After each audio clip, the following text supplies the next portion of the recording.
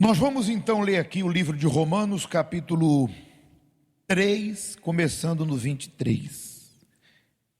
E começa dizendo: porque todos pecaram e destituídos estão da glória de Deus, sendo justificados gratuitamente pela sua graça, pela redenção que há em Cristo Jesus, ao qual Deus propôs para propiciação pela fé no seu sangue, para demonstrar a sua justiça pela remissão dos pecados dantes cometidos, sob a paciência de Deus, para demonstração da sua justiça neste tempo presente, para que ele seja justo e justificador daquele que tem fé em Jesus Cristo.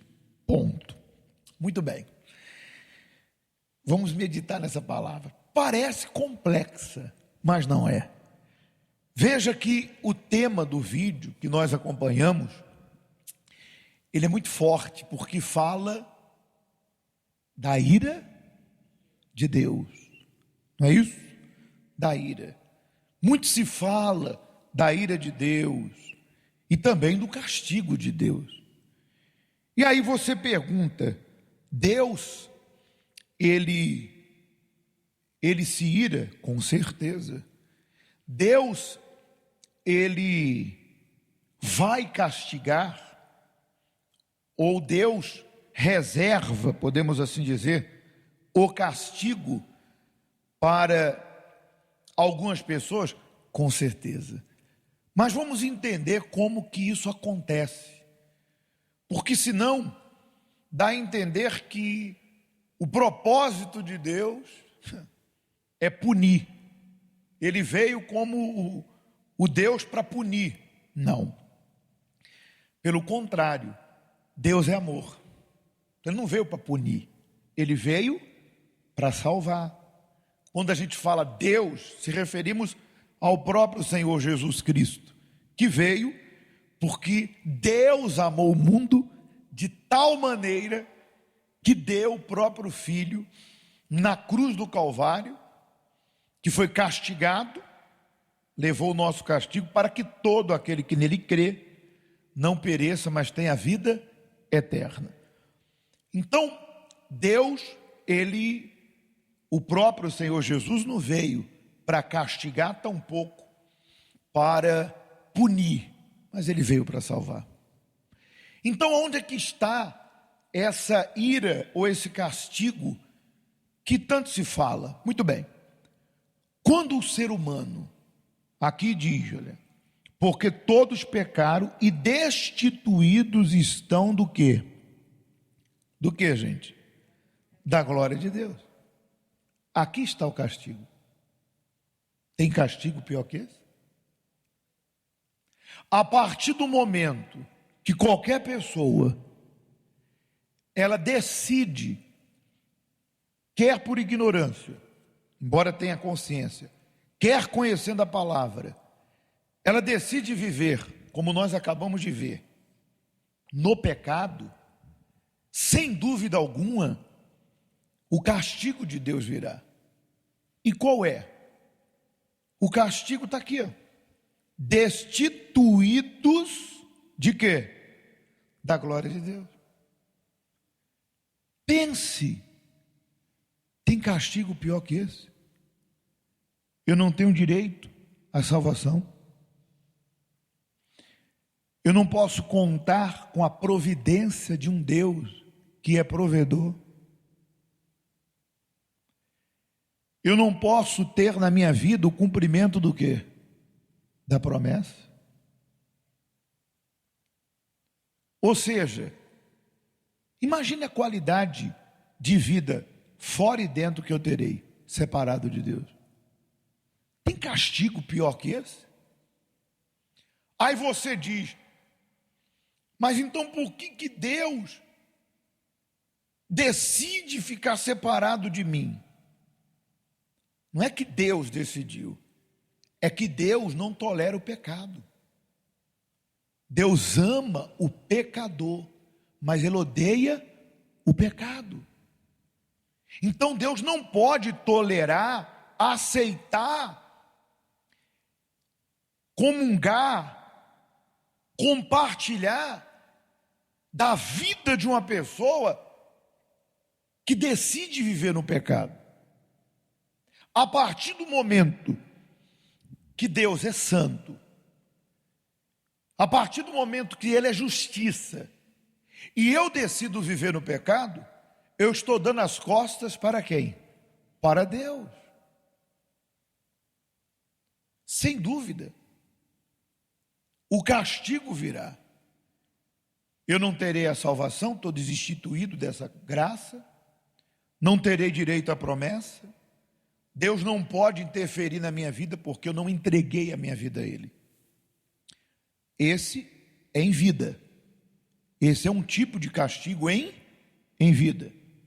Agora, todo e qualquer pecado, ele traz outro castigo que não é de Deus, mas é a escolha que a pessoa fez, que é a colheita. Porque quem planta, vai colher. O ladrão na cruz, ele recebeu perdão. E nós acabamos de ler, vamos continuar. Primeiro estamos falando sobre o castigo. O ladrão recebeu o quê? O perdão de Deus. Mas ele pagou. O castigo que ele recebeu não foi Deus que deu. Foi a colheita de uma escolha errada que ele fez. Ele escolheu ser ladrão, ele escolheu usurpar o que as pessoas têm, então ele foi preso. E naquela época, a pena era crucificação. Então ele colheu. E nos dias de hoje, tem pessoas que estão colhendo o fruto dos seus pecados e estão achando que é Deus que está a castigá-las. Não! Elas próprias que estão se castigando. Quando eu decido guardar uma mágoa, e eu vivo o inferno dentro de mim, porque quem me causou o mal, ou quem me prejudicou, ou quem foi usado para me prejudicar, está pouco se importando comigo, e eu estou ali guardando um sentimento, de repente curtindo aquilo, alimentando aquilo. Por que alimentando? Porque eu fico remoendo aquele sentimento, eu fico guardando, ao invés de olhar para frente e seguir minha vida. Eu vivo dentro de mim um estado emocional terrível. Porque eu duvido que uma pessoa que carrega mágoa de alguém, uma pessoa dessa pode bater no peito e dizer assim: eu sou feliz. Claro que não é. Esse sentimento está te corroendo. Aí eu pergunto: o que Deus tem a ver com isso? Nada. Eu estou guardando aquilo, então é natural que aquilo me prejudique. Digamos que eu vivo na mentira. Eu uso a mentira como um meio, de repente penso eu, para resolver minhas questões. E essa mentira me traz um prejuízo. Eu perco o meu trabalho, eu perco o meu relacionamento. O que Deus tem a ver com isso? Absolutamente nada. Eu estou colhendo o fruto de um pecado, porque eu pergunto: você gosta de uma pessoa mentirosa? Você gosta de ser tratado com mentira? Então imagine a consequência que isso traz. Eu encho a cara, bebo, entro no automóvel, sou parado numa operação stop, levo uma multa, ou provoco um acidente e vou a tribunal. O que Deus tem a ver com isso? Eu não cuido do meu corpo, abuso em certas substâncias, sou negligente com a minha própria vida, e por não cuidar do meu corpo, eu adquiri uma doença que poderia ser evitada. O que Deus tem a ver com isso? A negligência é um pecado. Eu não cuido do meu relacionamento, eu maltrato, eu humilho, a pessoa se fartou de ser humilhada e decidiu ir embora, e o meu casamento acaba. O que Deus tem a ver com isso? Então, em vida, o castigo que pode existir da parte de Deus, se é que a gente pode falar assim, é Deus não poder estar comigo, porque Deus não tolera o pecado.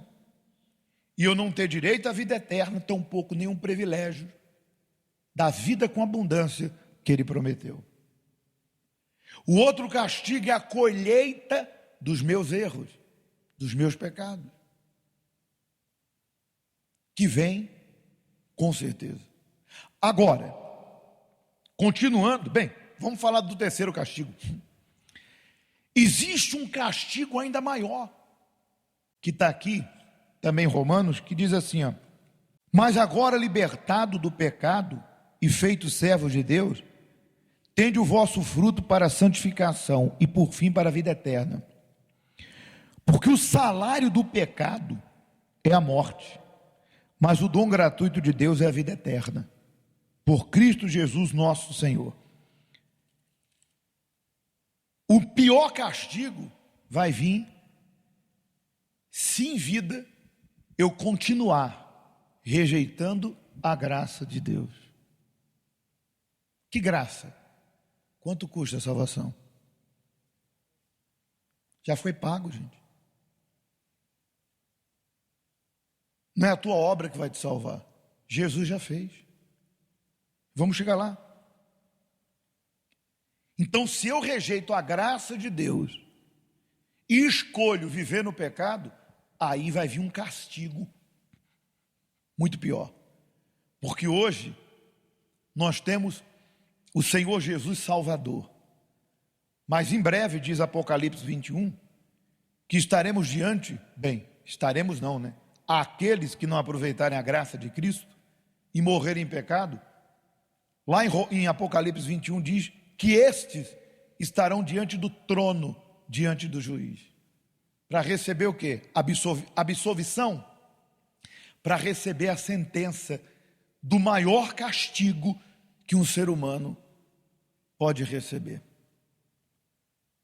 Que está lá escrito, quanto aos covardes, aos incrédulos, aos adúlteros, aos mentirosos, enfim, aqueles cujo nome não estão no livro da vida, a parte que lhe cabe é o lago que arde em fogo e enxofre. E essa é a segunda morte. O salário do pecado é a morte eterna. O maior castigo é viver eternamente separado de Deus. Hoje estamos falando de reconciliação. Olha que graça maravilhosa. Hoje eu posso estar sendo castigado na minha carne por escolhas erradas, pelo orgulho, e posso estar sendo castigado, se é que podemos dizer um castigo, da parte de Deus, por não ter direitos, por estar separado dele, porque ele não pode conviver com o pecado, então ele não pode estar comigo enquanto eu viver no pecado. Mas ele é perdão, aí vamos falar sobre isso já. Então, mas ainda há perdão. Agora, nesse momento, quando nós pegarmos o corpo representado pelo pão e o sumo de uva simbolizando o sangue, há reconciliação. Não foi isso que nós lemos? Vamos entender? Porque todos pecaram e destituídos estão da glória de Deus. A pessoa está lá no pecado, sendo justificado gratuitamente pela sua graça, né? Pela redenção que há em Cristo Jesus. A reconciliação está aqui. Sendo justificados pelo quê? Gratuitamente. Pastor, vou dar tudo que eu tenho, vou para o céu? Não vai. Foi um caminhão de comida, vou mandar 10, vou para o céu? Muito menos. Porque se você for justificado por uma obra boa que você faz, então uma morte de Cristo não tem valor nenhum. Porque já não é mais pela graça de Cristo, é por obras. E se eu fizer um voto, pastor? Muito menos. Pela sua graça, pela redenção que há em quem? Em Cristo Jesus. Ou seja, mesmo que hoje eu esteja perdido no pecado, Eu posso ser redimido, eu posso ser lavado, reconciliado, justificado pela morte de Cristo, pelo sangue dele, e posso me reconciliar de volta com quem? Com Deus. Aí é que está a questão. Essa é a graça. Mas como já falamos, a graça não é de graça. Qual o preço, pastor? Ao qual Deus propôs para propiciação pela fé no seu sangue, para demonstrar sua justiça pela remissão dos pecados. Ou seja, continua falando que Jesus pode nos redimir. A sua justiça pela remissão dos pecados dantes cometidos, sobre a paciência de Deus, para demonstração da sua justiça neste tempo presente, para que ele seja justo e justificado naquele que tem fé em Jesus Cristo. Então, a condição para eu ser lavado, redimido, justificado, para eu me reconciliar e ter parte com essa morte na cruz que levou meus castigos e de toda a humanidade, para que eu seja aceito de volta, eu tenho que ser justificado pela fé em quem? Em Jesus Cristo. Eu preciso aceitá-lo como meu Senhor e Salvador. A graça não é de graça. Aceitar Jesus significa aceitar tudo aquilo, todo modo de vida que Ele nos pede. Aceitar a vontade dEle, andar como Ele andou, viver nos passos de Jesus, abrir mão da velha vida, é a conversão, abrir mão do pecado, abrir mão do mundo, dos prazeres desse mundo. A partir do momento que eu digo, Senhor, eu te aceito, eu não quero mais essa vida porca, suja, eu abro mão de mim mesmo, do meu orgulho, do meu eu, do meu ego, da vaidade, do mundo, daquilo que me faz errar, e eu te aceito como Senhor e Salvador de minha vida. Eu aceito o modo de vida que o Senhor tem para mim, eu aceito tomar essa cruz e te seguir. Aquele sangue derramado há 2021 anos atrás cai sobre mim e me deixa alvo como a neve. Eu sou comprado na hora. Jesus diz, esse é meu. Satanás, está vendo aquele ali? Ontem, ou melhor, alguns minutos atrás ele era teu. Se morresse direto para o inferno, estava condenado. Agora ele se arrependeu. O meu sacrifício justifica ele porque ele crê em mim. Acabou. Acabou. E aí eu me mantenho nesse caminho.